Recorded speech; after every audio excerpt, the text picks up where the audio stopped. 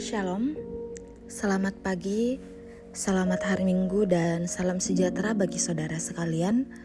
Kita bersyukur boleh diperjumpakan Tuhan dalam Renungan Harian Toraya edisi Minggu 20 Agustus 2023. Mari menyatu dalam ucapan syukur kepada Tuhan dan siap menerima berkat Tuhan melalui firman kebenarannya yang akan kita renungkan bersama dari 1 Korintus pasal 6 ayat 1 hingga ayatnya yang ke-11.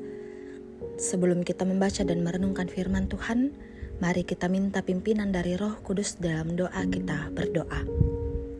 Bapa dalam kerajaan surga, mulialah Engkau, Allah yang senantiasa menyatakan limpahan berkat dan penyertaan yang tak berkesudahan dalam kehidupan kami, yang telah mempertemukan kami dengan hari ini dan akan menjalani hari ini dengan berserah kepada Tuhan. Mohon petunjuk-Mu bagaimana kami dapat menjalani hari-hari kami menurut kebenaran-Mu. Kami akan membaca firman-Mu, kiranya Roh Kudus menguasai kami, semoga firman-Mu dapat kami pahami dan lakukan dalam kehidupan kami. Bersabdalah ya Tuhan, karena kami umat-Mu siap untuk merenungkan kebenaran firman-Mu. Dalam Yesus Kristus kami berdoa. Amin. 1 Korintus pasal 6 ayat 1 hingga ayatnya yang ke-11, firman Tuhan, mencari keadilan pada orang-orang yang tidak beriman. Apakah ada seorang di antara kamu yang jika berselisih dengan orang lain berani mencari keadilan pada orang-orang yang tidak benar dan bukan pada orang-orang kudus? Atau tidak tahukah kamu bahwa orang-orang kudus akan menghakimi dunia, dan jika penghakiman dunia berada dalam tangan kamu, tidakkah kamu sanggup untuk mengurus perkara-perkara yang tidak berarti? Tidak tahukah kamu bahwa kita akan menghakimi malaikat-malaikat? Jadi apalagi perkara-perkara biasa dalam hidup kita sehari-hari. Sekalipun demikian, jika kamu harus mengurus perkara-perkara biasa, kamu menyerahkan urusan itu kepada mereka yang tidak berarti dalam jemaat. Hal ini kukatakan untuk memalukan kamu. Tidak adakah seorang di antara kamu yang berhikmat, yang dapat mengurus perkara-perkara dari saudara-saudaranya? Adakah saudara yang satu mencari keadilan terhadap saudara yang lain, dan justru pada orang-orang yang tidak percaya? Adanya saja perkara di antara kamu yang seorang terhadap yang lain telah merupakan kekalahan bagi kamu. Mengapa kamu tidak lebih suka menderita ketidakadilan? Mengapakah kamu tidak lebih suka dirugikan? Tetapi kamu sendiri melakukan ketidakadilan dan kamu sendiri mendatangkan kerugian. Dan hal itu kamu buat terhadap saudara-saudaramu. Atau tidak tahukah kamu bahwa orang-orang yang tidak adil tidak akan mendapat bagian dalam kerajaan Allah?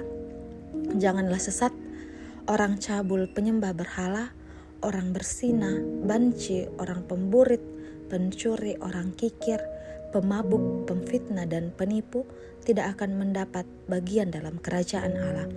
Dan beberapa orang di antara kamu demikianlah dahulu, tetapi kamu telah memberi dirimu disucikan, kamu telah dikuduskan, kamu telah dibenarkan dalam nama Tuhan Yesus Kristus dan dalam Roh Allah kita. Amin. Mencari keadilan atau undaka kamaloluan. Itulah tema perenungan kita di pagi yang indah ini. Saudara-saudari yang terkasih, masih adakah keadilan di dunia ini? Jika masih ada, di manakah akan ditemukan? Pertanyaan-pertanyaan seperti ini masih relevan di tengah dunia yang syarat dengan ketidakadilan. Bahkan di pengadilan sekalipun teramat sulit untuk mendapatkan keadilan. Surat 1 Korintus 6 ayat 1 hingga ayat 11 memperjelas tentang upaya jemaat Korintus dalam mencari keadilan, khususnya ketika ada masalah yang terjadi dalam interaksi antar warga jemaat. Pokok permasalahan yang terjadi adalah mereka tidak menyelesaikan perkara tersebut secara internal, melainkan mereka membawanya ke pengadilan sekular. Bagi Rasul Paulus, hal ini merupakan kesalahan fatal. Seharusnya orang Kristenlah yang menjadi hakim atas dunia ini, bahkan atas malaikat-malaikat. Ada beberapa alasan mendasar Mengapa Paulus melarang jemaat membawa masalah mereka ke pengadilan sekular? Pertama, hakim di pengadilan sekular akan mengabaikan nilai-nilai ajaran Kristen dalam pengambilan keputusan. Kedua, secara umum orang datang ke pengadilan termotivasi oleh balas dendam. Hal ini bertentangan dengan iman Kristen. Ketiga, membawa perkara saudara seiman ke pengadilan sekuler akan merusak kesaksian iman orang percaya. Bapak Ibu saudara-saudari, dalam kehidupan ini kita sebagai orang Kristen acap kali mendapat perlakuan tidak adil. Misalnya, kita dicurangi dalam suatu sistem atau hak kita dirampas dengan semena-mena. Namun, kita diingatkan bahwa lebih baik menderita ketidakadilan daripada harus mempermalukan nama Tuhan dengan mencari keadilan dari orang-orang yang tidak beriman.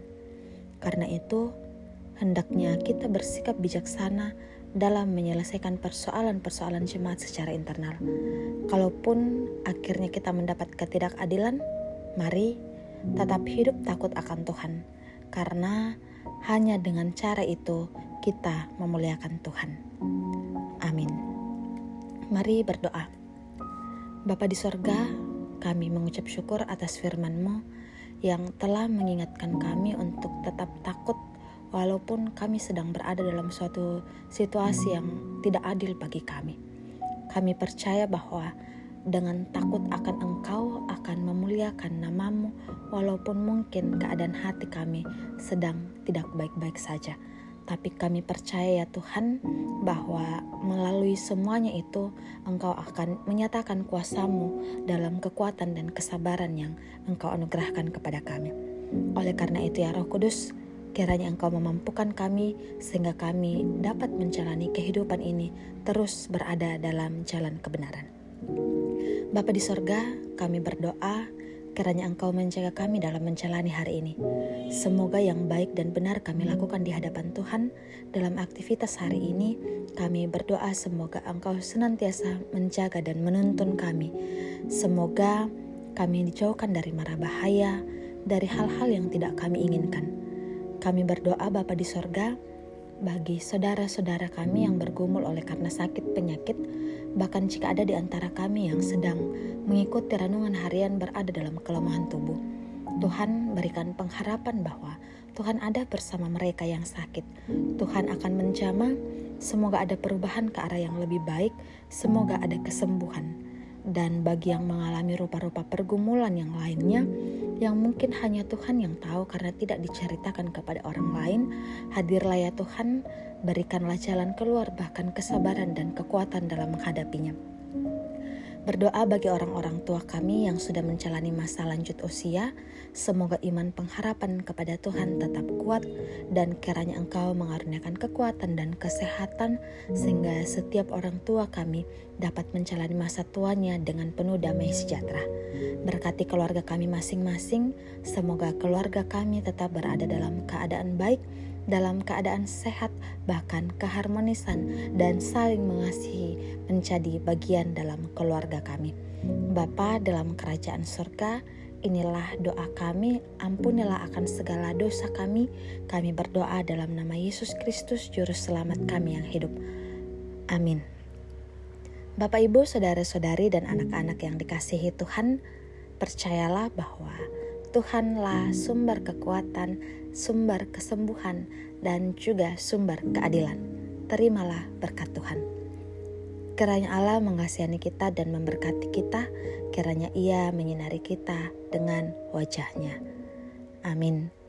Demikianlah kebersamaan kita dalam Renungan Harian Toraya. Selamat pagi, selamat menikmati kehidupan hari ini, selamat beribadah, Tuhan memberkati. Amin.